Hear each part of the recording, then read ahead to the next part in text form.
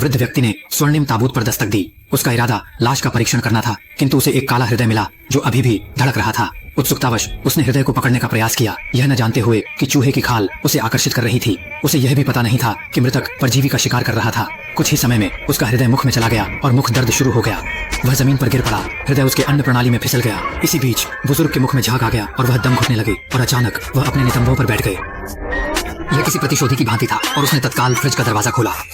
मैंने गोभी का एक टुकड़ा उठाया और चबाया। यह नाकाफी था। तब उसने एक कच्चा बतख का पैर निकाला, अपने मुंह में रखा और दूध की एक बड़ी चुस्की ली।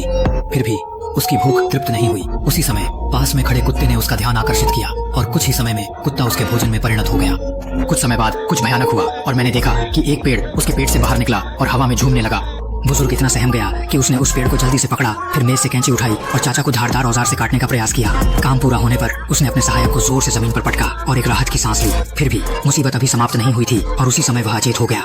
एक शिक्षक के रूप में वह अभी भी स्कूल जाता है ताकि कक्षाएं गिन सके। इसके बाद उनके शिष्य अमेरिका को रवाना होंगे। उस समय जो छोटा बच्चा निरीक्षण करने आया था उसने एक थप्पड़ खाया और उछल गया।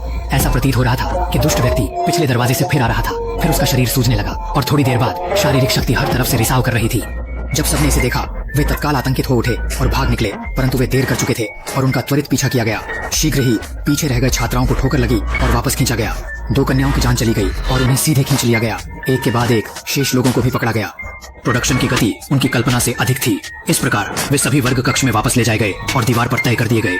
इस समय प्रोफेसर एक वयस्क नहीं रह गए थे और वह इस काले हृदय के प्रति पूर्णतः अनुगत थे। फिर राक्षस अपने आहार के साथ आएगा जो केवल एक स्ट्रॉ के माध्यम से खाना चाहेगा। उसने विद्यार्थी के मुंह को जकड़ लिया और लालच से उसकी खूबियों को ले लिया। और जो सबल था वह हैड बंधु था जो शाओमी की तुलना में सख्त था। शाओमी ने चीखते हुए देखा, परंतु सहायक द्वारा मौन कर दिया गया। उसी समय दजुआंग जो शोर सुनकर दौड़ा आया, उसने फावड़ा उठाया और चारों ओर घूमा।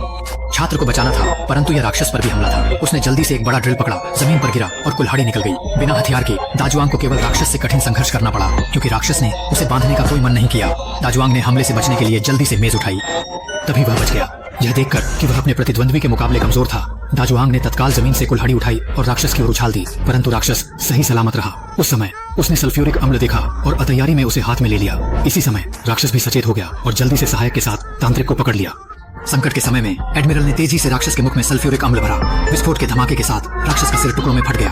हालांकि संकट अभी तक हल नहीं हुआ है।